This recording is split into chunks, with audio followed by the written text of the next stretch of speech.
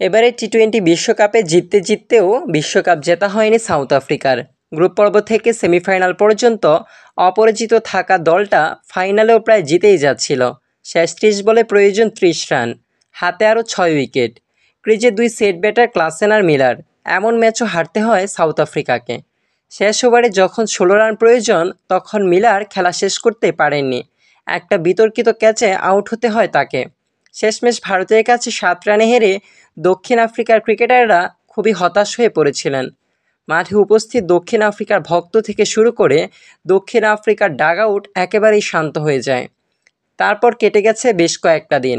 South আফ্রিকার দর্শকেরা সে ম্যাচের কথা হয়তো এখনও স্মৃতিপট থেকে মুছতে পারেনি। এর মধ্যে ভাইরাল হয় আন্তর্জাতিক টি-20 থেকে অপশন নিয়েছেন ডেভিড মিলার। কিন্তু আসলেই কি মিলার অপশন নিয়েছেন? কি বললেন মিলার? এক ইনস্টাগ্রাম স্টোরিতে মিলার বলেন, "Contrary to some reports, I have not retired from T20 international cricket. I will continue to be available to play for the Proteas. The best is yet to come." অর্থাৎ কিছু মিথ্যা প্রতিবেদনের বিপরীতে জানাচ্ছি, আমি আন্তর্জাতিক টি-20 ক্রিকেট থেকে অপশন নিইনি। প্রোটিয়াদের হয়ে খেলা চালিয়ে যেতে চাই, এখনও সেরাটা দেওয়ার বাকি আছে। 35 বছর বয়সী মিলার তার আন্তর্জাতিক টি-20 ক্যারিয়ারে এখনও পর্যন্ত 125টি ম্যাচ খেলেছেন, যার মধ্যে 109 ইনিংসে ব্যাট হাতে প্রায় 141-এর স্ট্রাইক রেটে 2439 রান করেছেন তিনি।